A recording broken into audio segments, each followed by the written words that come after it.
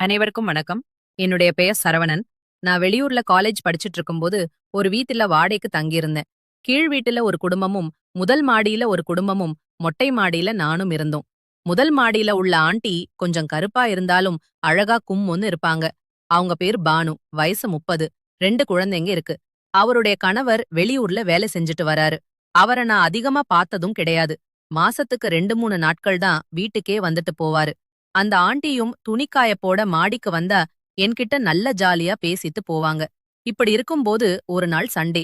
அன்னைக்கு நான் சரக்கும் பிரியாணியும் வாங்கறதுக்காக மாடியில இருந்து கீழே இறங்க, அப்ப அந்த ஆண்டியும் வீட்டு வாசல் நின்னுக்கிட்டு என்கிட்ட பேசினாங்க.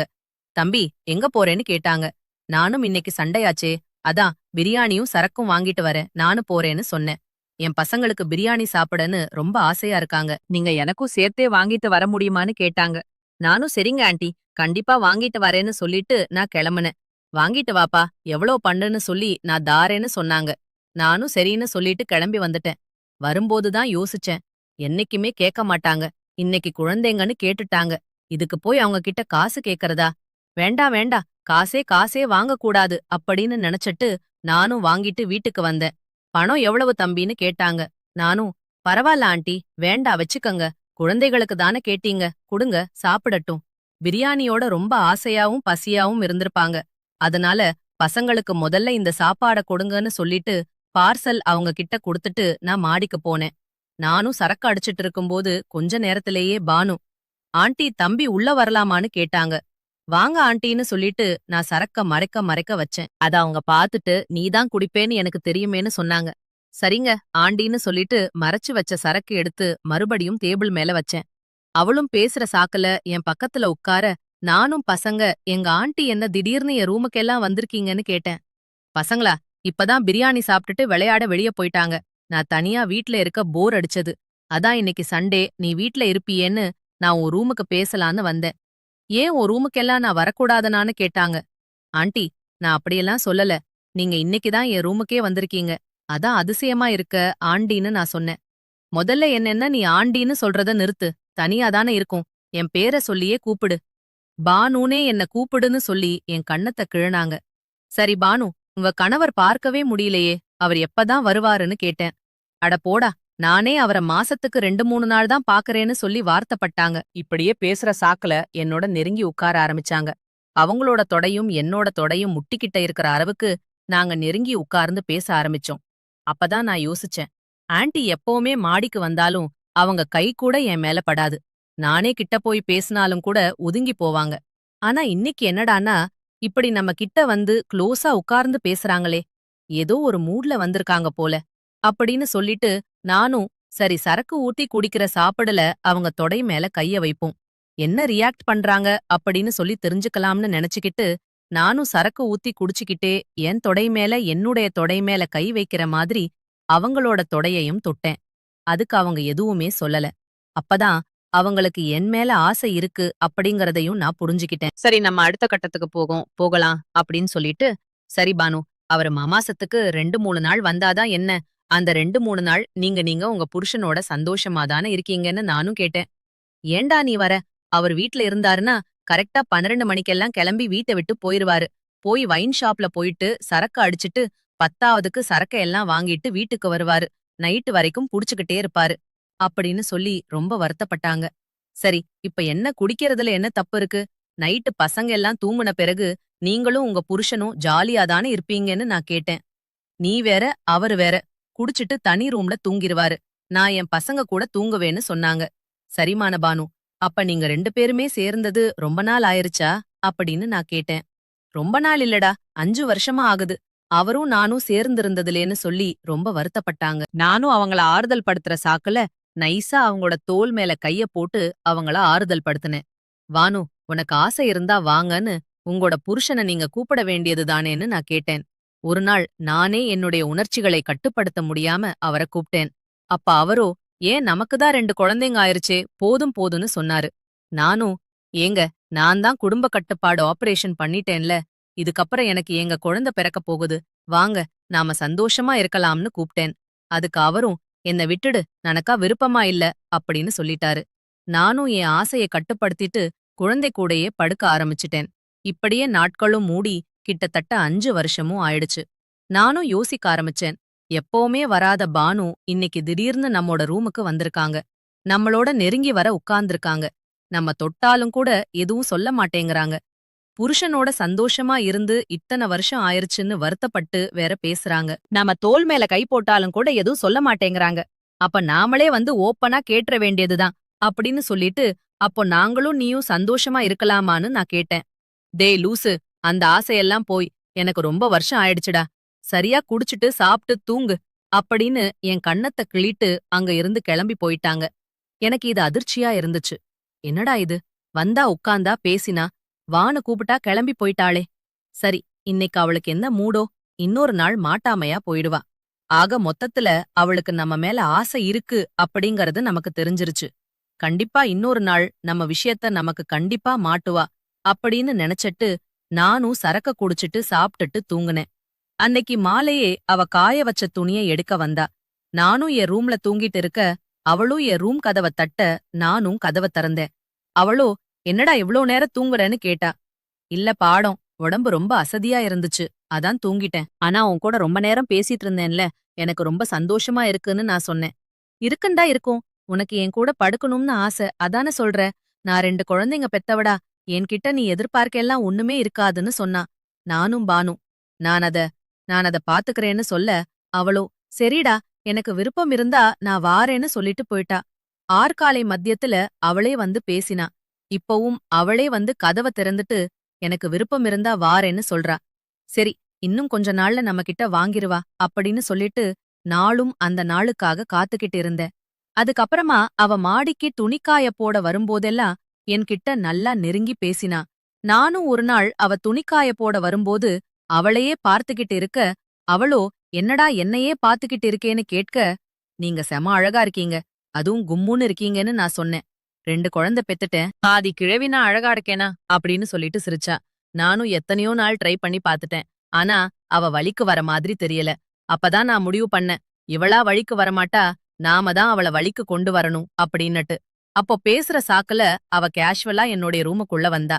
அப்ப நான் இந்த வாய்ப்ப பயன்படுத்திக்கணும் அப்படின்னு சொல்லிட்டு நான் அவளை இறுக்கமா கட்டிப்பிடிச்சு முத்தம் கொடுக்க ஆரம்பிச்சேன். அவ முதல்ல என்ன விடுடா விடுடா அப்படின்னு சொன்னா. நான் விடவே இல்ல. நான் அவள நெருக்கமாக இறுக்கி கட்டிப்பிடிச்சேன். அவளுடைய கழுத்துக்கு அது கண்டம்னு முத்தம் கொடுத்தேன். ஒரு கட்டத்துல அவளுக்கும் ஆசை இருந்ததால அவளும் எனக்கு ஒத்துழைப்பு கொடுக்க ஆரம்பிச்சா. அன்னைக்கு நான் அவளை என்னுடைய கட்டுப்பாட்டுகளை கொண்டு வந்து அவளை நான் ஆசை தீர அன்னைக்கு நான் அனுபவிச்சேன். அன்னையில இருந்து என்னுடைய உல்லாச வாழ்க்கை தொடர ஆரம்பிச்சது. தினமும் நானும் அவளும் உல்லாசமாக இருக்க ஆரம்பிச்சோம். அதன் பிறகு ஒரு நாள் அவருடைய கணவர் வேலையிலிருந்து ஊருக்கு வேலையை முடிச்சிட்டு ஊருக்கு வந்திருந்தாரு. வந்தவர்கிட்ட பானு, நான் வந்து அவங்க பசங்களுக்கு பிரியாணி எல்லாம் வாங்கி கொடுத்த விஷயத்த சொல்லிருக்காங்க. அவரும், அப்படியா, அந்த பையன் ரொம்ப நல்ல பையனா இருக்கானே அப்படின்னு சொல்லிட்டு என்ன வந்து பாக்க வந்தாரு.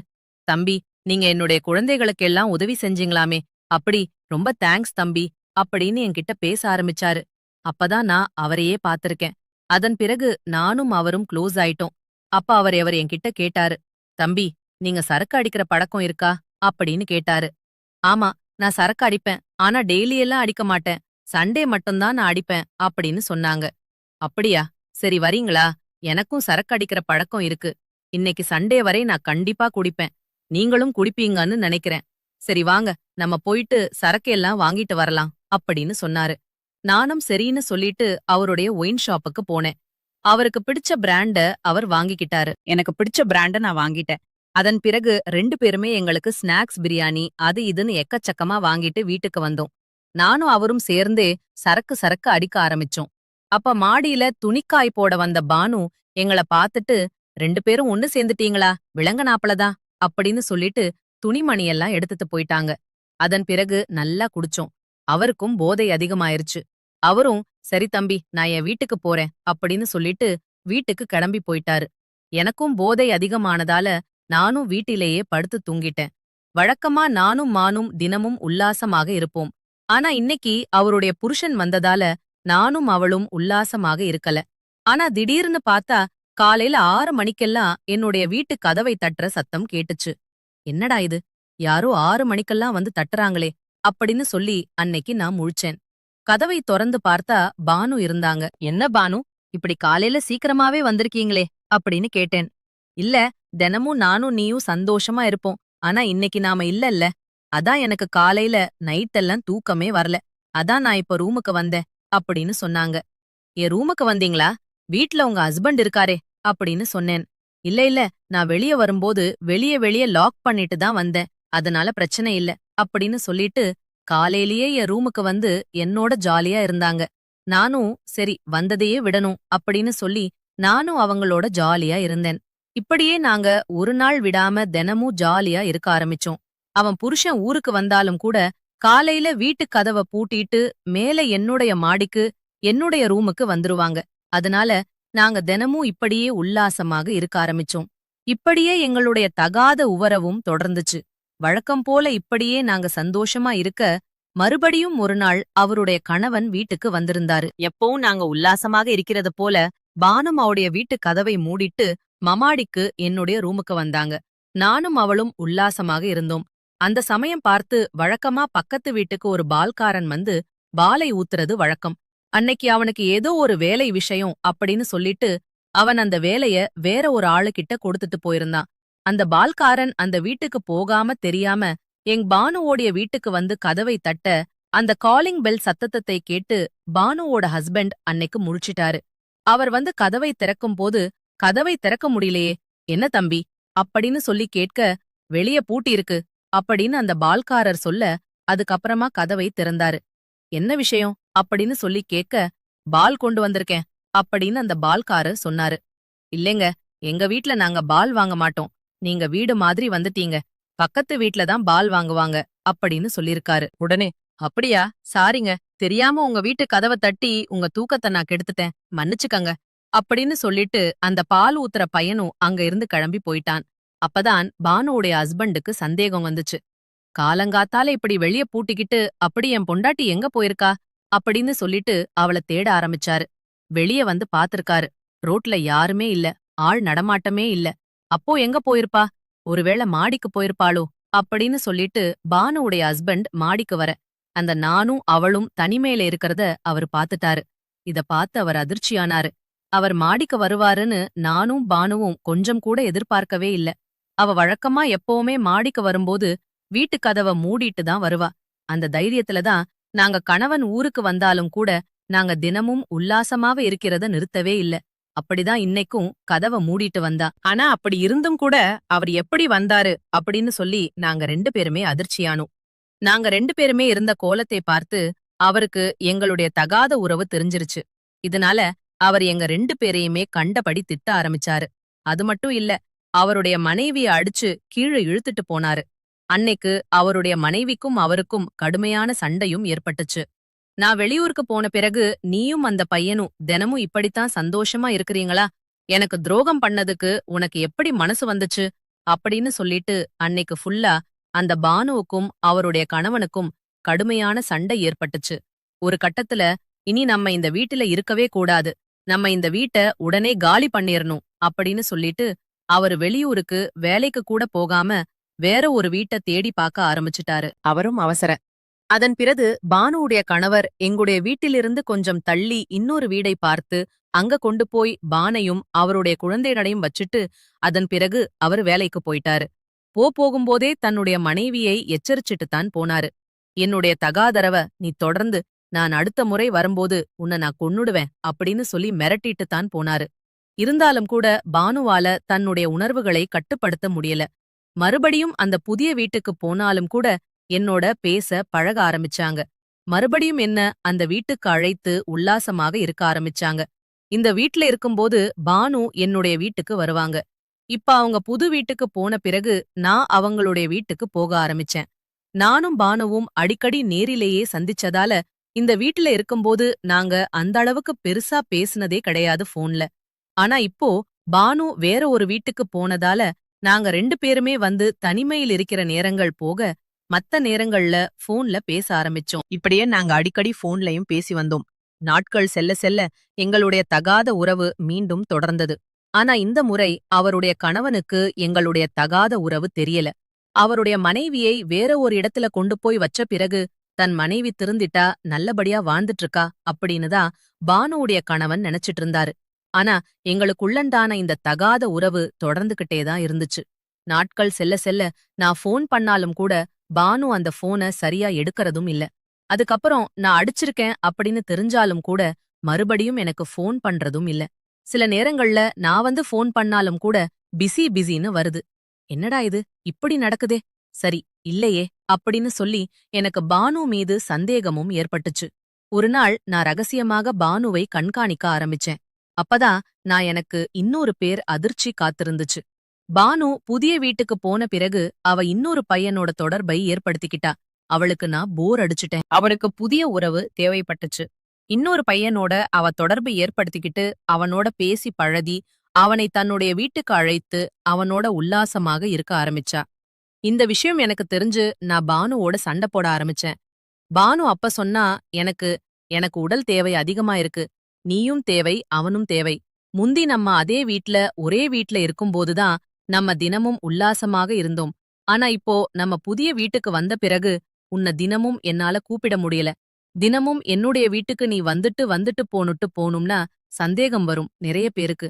அதனால நீ ஒரு நாள் அவன் ஒரு நாள் 2 பேரையும் நான் யூஸ் பண்ணிக்கிறேன் அப்படின்னு சொன்னாங்க. எனக்கு ஆத்திரம் தலைக்கு ஏறுச்சு. எனக்கு பானுவ இன்னொருத்தனுக்கு விட்டு கொடுக்க எனக்கு மனசு வரல. அதனால நீ என்னோட மட்டுமே தான் நீ தகாதவள இருக்கணும். வேற யாருடனும் தொடர்பு வச்சுக்க கூடாது அப்படின்னு சொல்லி நான் கண்டிச்சேன். ஆனா இது பானுவுக்கு கோபத்தை ஏற்படுத்துச்சு. இதனால எனக்கும் பானுக்கும் அடிக்கடி பிரச்சனையும் ஏற ஆரம்பிச்சது. நாட்கள் செல்ல செல்ல இந்த பிரச்சனை எங்களுக்குள்ள அதிகமாச்சு. அடிக்கடி நான் பானு கூட இந்த விஷயமா சண்டை போடவும் ஆரம்பிச்சேன்.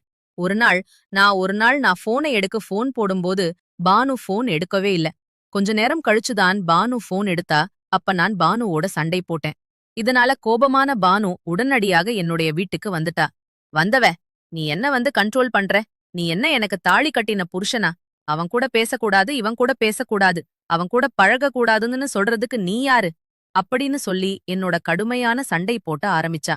கோபத்துல என் வீட்ல நான் வச்சிருந்த கிரிக்கெட் பேட்டை எடுத்து என்ன அடிச்சா. எனக்கு கோபம் தலைக்கு ஏறிச்சு. நான் வீட்ல வச்சிருந்த காய்கறி வெட்டக்கூடிய கத்திய எடுத்துட்டு வந்து கோபத்துல பானுவ சரமாதிரியாக குத்தி கொலை செஞ்சுட்டேன். இதை பார்த்து இது அவள கொலை பண்ண பிறகுதான் நான் என் சுய அனுபவிக்க தெரிஞ்சேன். ஆத்திரத்துல இப்படி நம்ம ஒரு தப்பு பண்ணிட்டோமே, நம்முடைய வாழ்க்கையே போச்சே அப்படின்னு சொல்லி பயந்து போய் நான் அங்கிருந்து அப்படியே நான் வந்து ஓடி போயிட்டேன். அதன் பிறகு கீழ் வீட்டுல இருக்கிறவங்க எதேச்சியா மேல வர அங்க பானு கொலை செய்யப்பட்டு கிடப்பதை பார்த்து அவங்க அதிர்ச்சி அடைந்து உடனடியாக போலீசாருக்கு தகவல் தெரிவிச்சாங்க. போலீசாரும் உடனடியாக சம்பவ இடத்துக்கு வந்து இந்த பெண் யாரு, எதுக்காக இங்க வந்தாங்க அப்படின்னு சொல்லி விசாரிக்கும் போதுதான் இவங்க ஏற்கனவே இங்க குடியிருந்த பெண், இவங்க இந்த வீட்டுல குடியிருந்த இந்த பையனை பார்க்கறதுக்காக வந்தாங்க. ஆனா வந்த இடத்துல இப்படி கொலை செய்யப்பட்டிருக்காங்க. அந்த பையனையும் காணும் அப்படின்னு சொல்லிட்டு அவங்க புகார் கொடுத்திருக்காங்க. அதன் பிறகு போலீசார் உடனடியாக பானுவுடைய உடலை கைப்பற்றி பிரேத பசனைக்காக மருத்துவமனை அனுப்பி வைத்து போலீசார் விசாரணையை துவங்கினாங்க. நானும் பயந்து போய் தலைமறைவாக இருந்தேன். போலீசாரும் அதன் பிறகு தனிப்படைகள் அமைத்து வலை வீசி தேடி என்னையும் கைது பண்ணிட்டாங்க. அதன் பிறகு காவலிலையும் அழைத்து சென்று, எதுக்காக இந்த கொலைய பண்ணீங்க? என்ன நடந்துச்சு? உங்க 2 பேருக்குள்ள என்ன உறவு? அப்படின்னு சொல்லி என்கிட்ட துருவி துருவி விசாரணைய ஆரம்பிச்சாங்க. அப்பதான் நான் அனைத்து உண்மைகளையும் சொன்னேன். எனக்கும் பானுக்கும் நாங்க 2 பேரும் ஒரே வீட்ல தான் வாழைக்க கூடியிருந்தோம். அப்ப எங்க 2 பேருக்கும் உள்ள பழக்கம் ஏற்பட்டுச்சு. அதுவே நாடுல தவறான உறவா மாறுச்சு. நாங்க 2 பேரும் அடிக்கடி தனிமையில சந்திச்சுட்டு வந்தோம். இந்த விஷயமானது எப்படியோ அவன் கணவனுக்கு தெரிஞ்சு அவர் இந்த வீட்டை காலி பண்ணிட்டு வேற ஒரு வீட்டுக்கு போயிட்டாரு. வேற வீட்டுக்கு போன பிறகு கூட எங்களுடைய உறவு தொடர்ந்துச்சு. ஆனா